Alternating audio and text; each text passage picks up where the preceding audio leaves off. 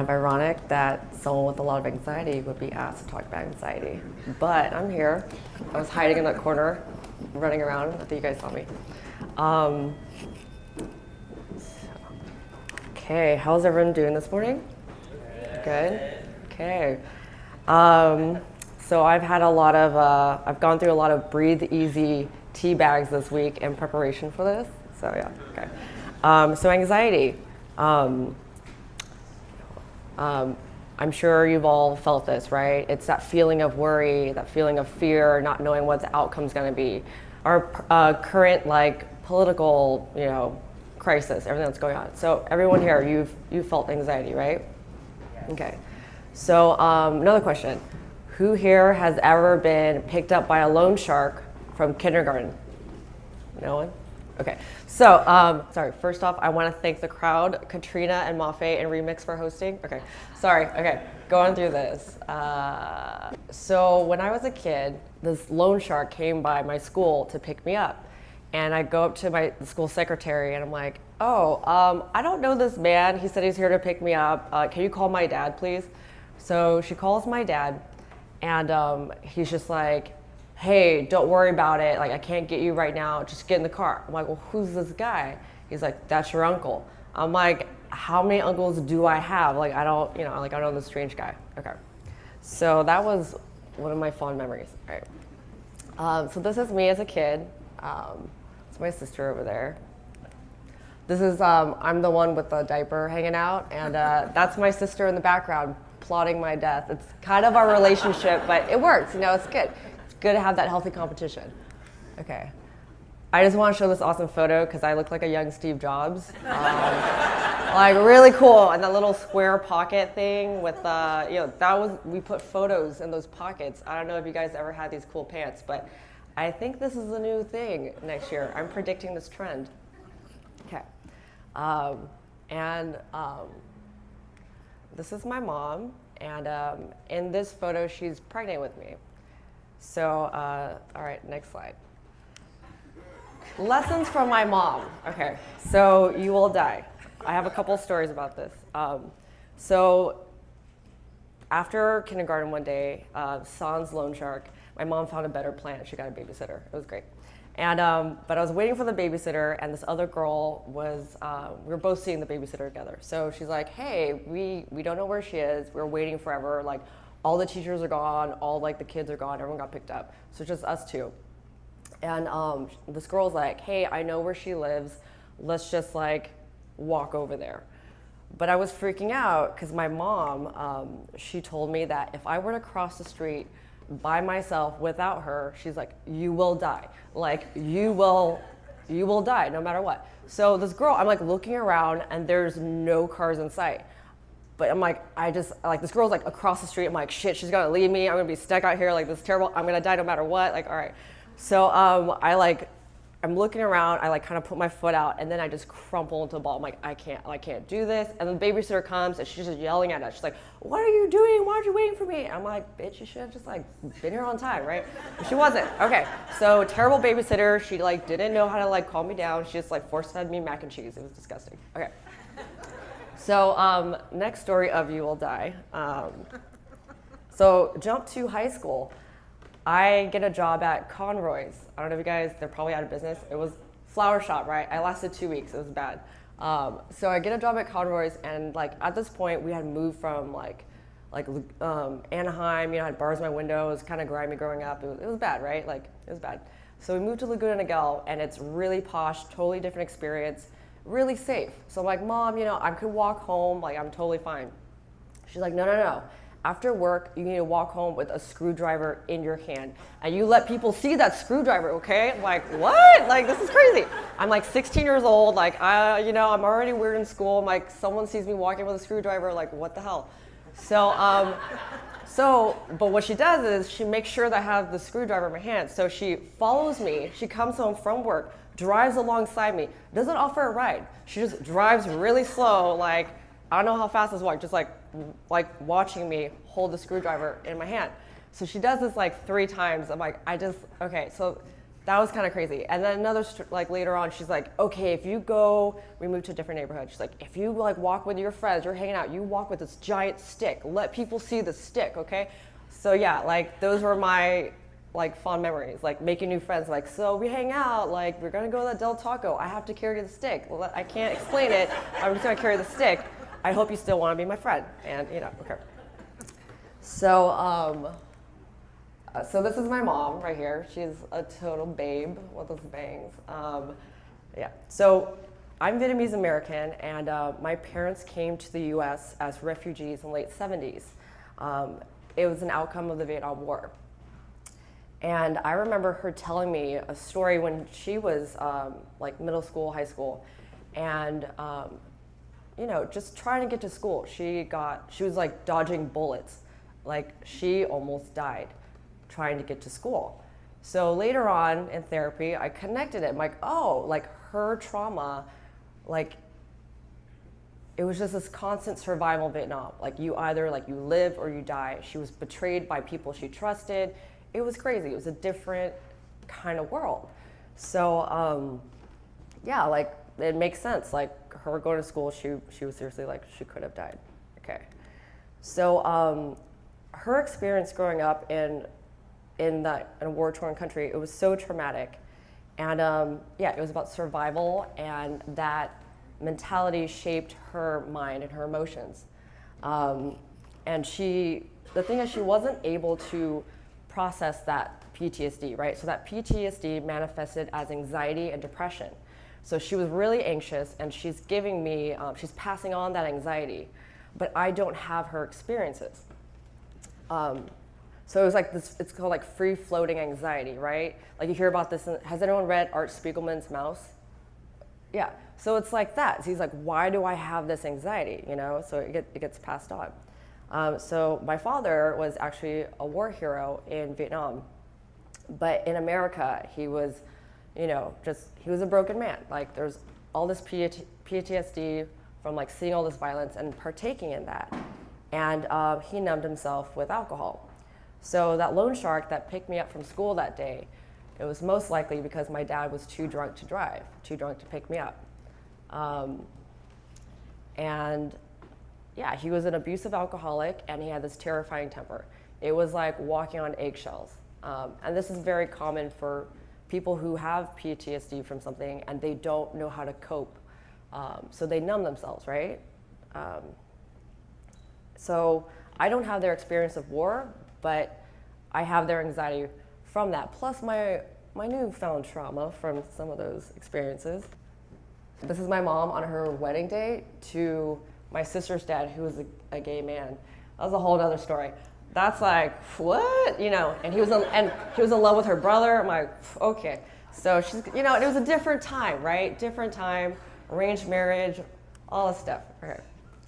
She found out in America. It was crazy. Okay. And she didn't even know what homosexuality was. I'm like, what? All right. Okay, so fear feels real when we are anxious.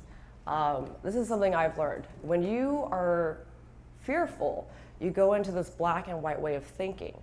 There's no gray area, right? We make assumptions, we freak out. It feels that way. So as a child, I didn't have that understanding, let alone the words for that. I didn't trust the world around me. You know, I didn't trust myself. There were no cars that day, like nothing. But in my mind, I thought, whoa, if I seriously just step off this sidewalk, like I will die. So I didn't, you know, I became paralyzed and I assumed the worst. So my family's experience of trying to make it in America, the racism that I felt just trying to like fit in at these different schools, right? You know, it's just that weird kid that brought the stinky food, but now everyone loves Vietnamese food. I'm like, all right, okay. Nick Mom, right? Fish sauce? Okay, it's great. So yeah, it was hard to adjust. And on top of that, I had that anxiety from like, you know, from my own traumatic past. And then you're trying to fit in at school and you can't concentrate and all that stuff. So it kind of like builds up, you know, compounds. But I wanted to do something about that. So I really wanted to be a superhero when I was a kid. I was like obsessed with this. I remember collecting pigeon feathers and I like stood up on my sofa and I was like jumping off and I would just like eat shit because I'm like, I can fly, but I didn't, you know, that kind of thing. So yeah, I really want to be a superhero. And what I realized later is that I was actually trying to save myself, which was a big aha moment. And then I was obsessed with like Martin Luther King Jr. I'm like, I want to be the Asian American MLK, but like that didn't happen. So I'm a photojournalist. Okay, yeah, and which does not equal pharmacist, which is now a disappointment to my family.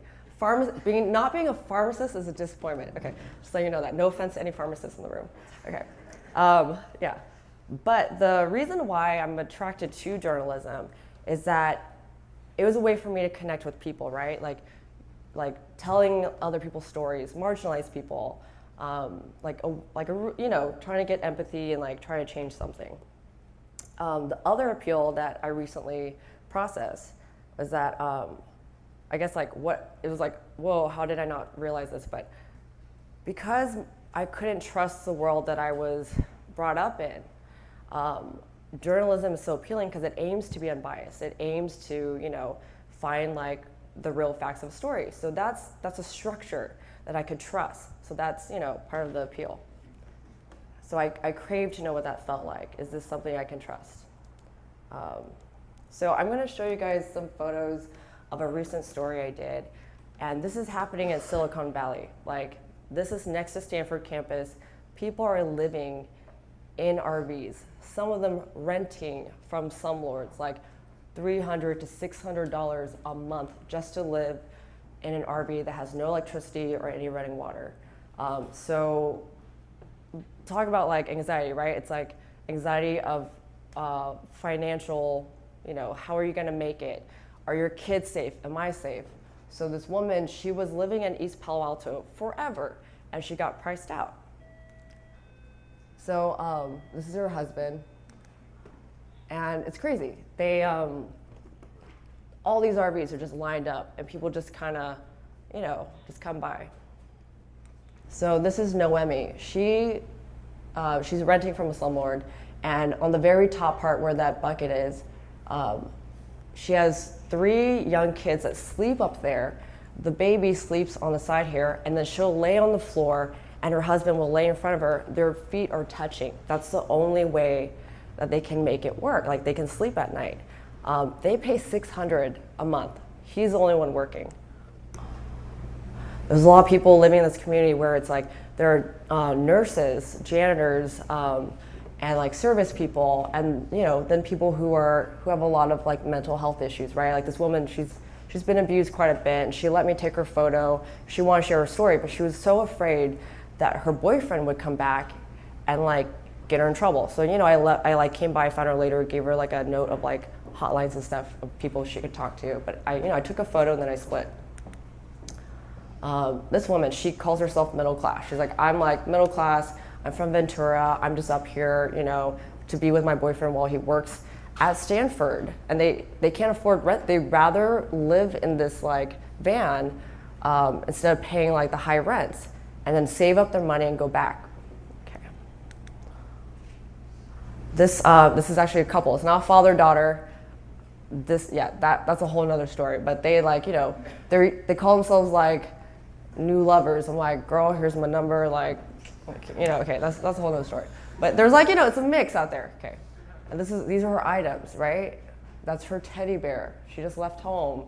That's her purse. She met this guy at a bar, Okay. So, and they live in they sleep in that truck right there. And that's Stanford campus. This is Bill. He's been living in his car for 20 years. And this guy was like super tweaked out. So it's like a mix, right? You don't know if you're going to be safe. There's prostitution in the area. You have kids living in these vans too. And then Stanford campus.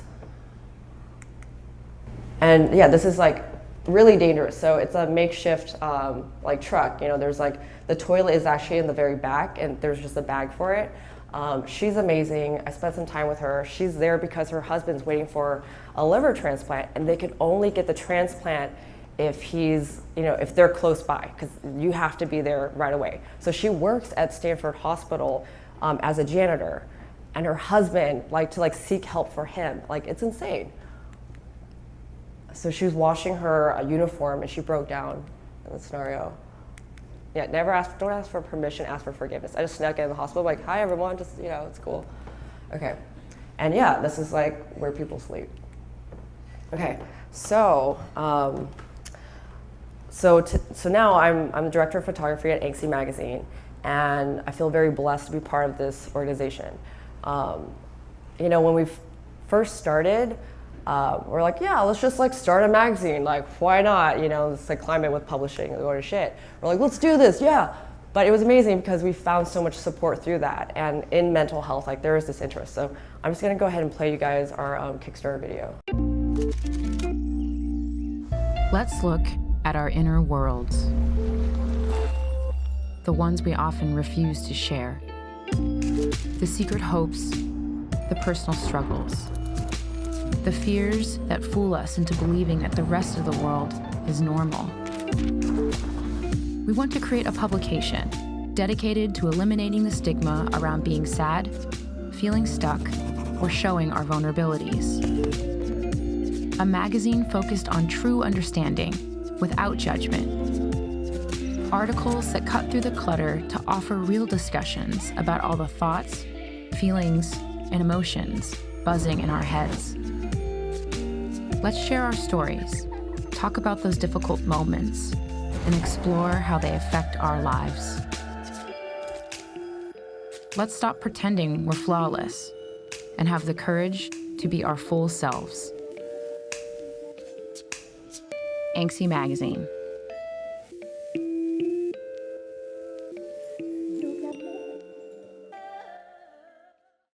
So I made sure to not wear my favorite shirt today, because that would be kind of weird. I've done that a couple times. I'm like, shit. Okay. Okay. So what was amazing about this Kickstarter video is that we like inadvertently got all this like free promotional campaign stuff. Like, it's crazy. All these different publications started writing about us, and they normally don't do that or promote a Kickstarter, but like there was just something there, right? Like there was a need that we were filling. And yeah, and like most people, when they talk about mental health, it's about like, how do I prescribe a drug, or like, let's blame people. Okay, there's a shooting, let's talk about that. But like, we don't really go into that nuance, right? So yeah, the range was pretty cool. Like, it was pretty rad.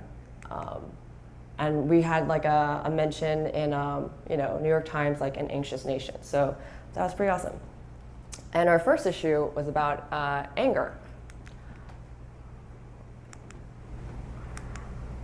And so this one piece is cool. It's fight or flight. It's about the prison system being like modern day slavery, and how it's a terrible system. It actually just makes people worse when they come out, right? You put like high and low, like crime people in the same place. There's no kind of like dialogue or anything. So this guy, he's in solitary confinement, and they take him out for like 20 minutes a day in a 10 by 15 foot cell to work out. So this piece, Melissa Spitz, it's amazing. It's about her mom. So her mom she's bipolar with anxiety disorder, and so she didn't know how to like process this when she was a kid. So she starts taking photos, and it's like an ongoing dialogue with her and her mom. And she describes it like being with her mom was like walking on eggshells, right? There was all this like emotional, physical abuse. So how she deal with it? So using the camera, it was a way to protect herself. She could like isolate in that moment and, just kind of process it later. This image is called Mom's Vacation. Okay.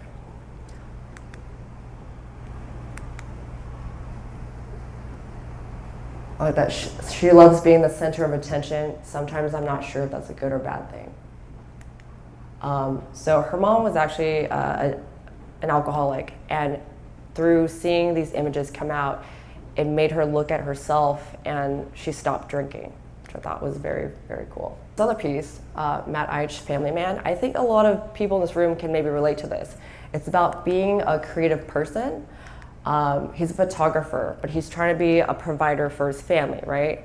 But he's also trying to be he's trying to be a professional photographer, but support them financially and be there for them, like physically.